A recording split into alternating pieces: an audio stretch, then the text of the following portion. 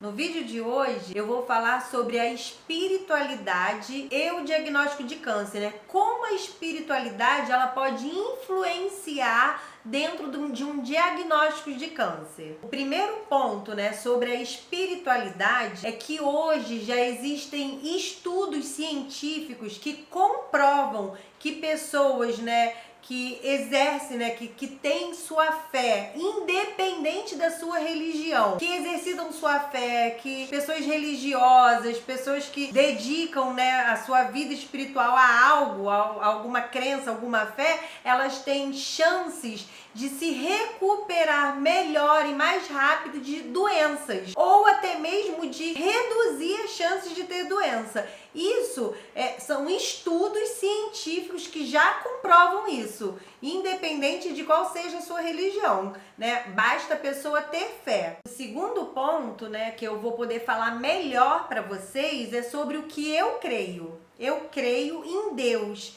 que enviou seu único filho, Jesus Cristo, para morrer por nós numa cruz e ao terceiro dia ele ressuscitou. Essa é minha fé, a minha crença. Se você que tá me assistindo, né, tem outra crença, outra religião, eu respeito toda e qualquer, né, crença e religião, mas eu não tenho como falar sobre outras religiões. Eu posso falar da minha experiência, daquilo que eu creio. Então é o que eu vou trazer aqui para vocês hoje. E como a minha espiritualidade, né, o Deus que eu creio, que eu sirvo, influencia nesse contexto da doença, né, como um diagnóstico de câncer. A minha interpretação da Bíblia, que eu creio que é a palavra de Deus, ela explica o seguinte. Primeira coisa, segundo a Bíblia, por que a gente adoece ou por que a gente morre? Tanto a doença como a morte, elas são consequências do pecado. E o pecado é uma herança que recebemos de Adão e Eva,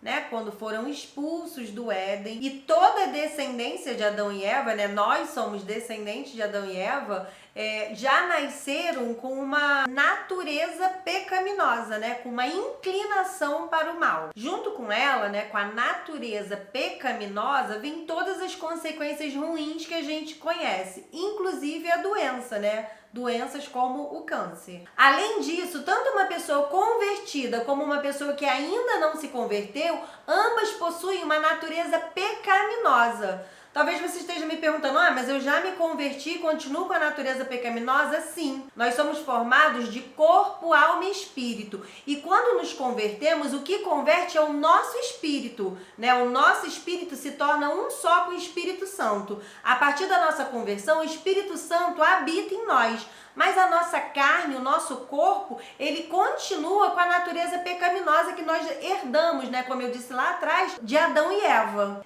Você até já deve ter ouvido falar sobre a luta, né, entre a carne e o espírito. Justamente por isso, porque o espírito se converteu, mas a carne não.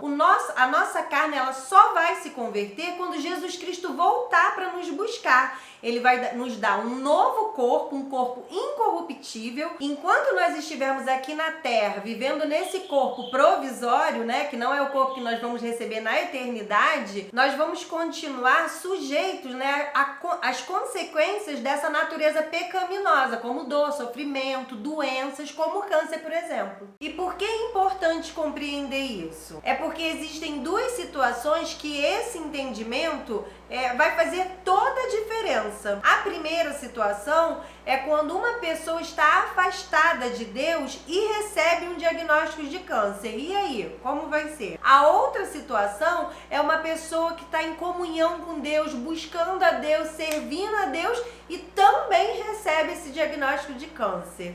Como vai ser? Nessa primeira situação, da pessoa que está afastada de Deus, o primeiro pensamento que vem na cabeça da pessoa é que Deus pode curar ela. Sim, Deus realmente pode curar, mas isso não quer dizer que Deus vai curar essa pessoa, porque isso vai depender da vontade de Deus para a vida dessa pessoa, que pode ser curar ela ou não. Então a prioridade deve ser buscar um relacionamento com Deus e obedecer os seus mandamentos. Sendo essa a nossa prioridade, a gente pode sim e deve orar pedindo a cura da enfermidade, sendo que a nossa oração precisa terminar com a frase que seja feita a sua vontade. Uma vez que a gente confia na vontade de Deus, seja ela qual for, a gente passa a ter paz. Porque não é a doença que vai tirar a sua vida. Só quem tem esse poder é Deus, de dar ou tirar a sua vida. É claro que a gente deve fazer a nossa parte, seguir orientação médica, fazer todo o tratamento, porque tudo que está ao nosso alcance, está nas nossas mãos para a gente fazer, a gente deve fazer.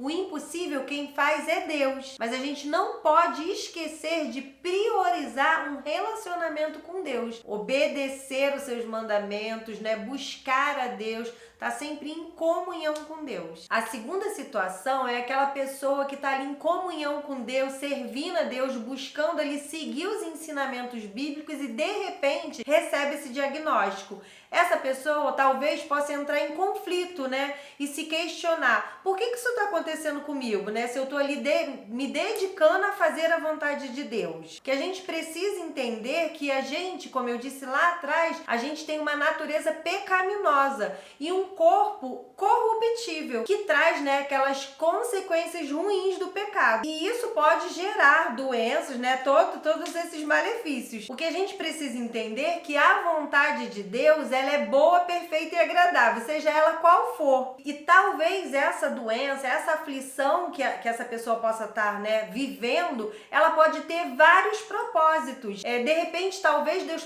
pode estar usando, né, essa doença, essa aflição na sua vida, para que lá na frente isso sirva como um testemunho para alcançar mais pessoas, né, para que outras pessoas venham conhecer a Deus, né, venham começar a se relacionar com Deus. Ou não, ou pode ser que chegou realmente o seu momento, a sua hora, e Deus vai te preparar e vai te levar, seu ciclo vai se encerrar aqui. Independente do que vem acontecer, o que importa é a vontade de Deus, que a gente possa aceitar e compreender que a vontade de Deus, ela é boa, perfeita e agradável, e que a gente precisa, né, aceitar e entender isso na nossa vida. Conclusão.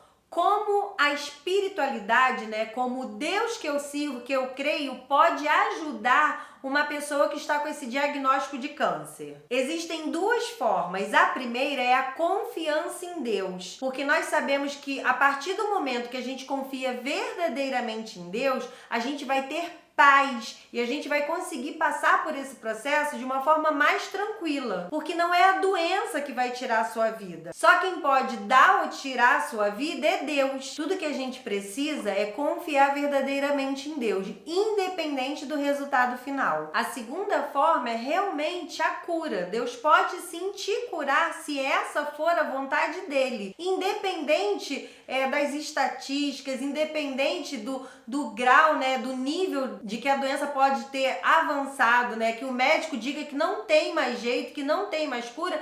Deus, se for a vontade dele, ele pode te curar de forma sobrenatural, para que isso sirva de testemunho por um propósito maior, né, de alcançar mais vidas através do seu testemunho. Se for a vontade de Deus, ele pode sim, de forma sobrenatural, te curar e usar isso para que o nome dele seja glorificado. Espero que de alguma forma, né, eu possa te ajudar através desse vídeo, né? Eu deixei aqui, né, a minha interpretação sobre a minha crença, sobre o que eu entendo, né, da palavra de Deus, né, sobre o que eu estudo, o que eu busco de conhecimento, mas eu respeito, né, outras opiniões, respeito outras religiões, né? Eu falei aqui da minha crença.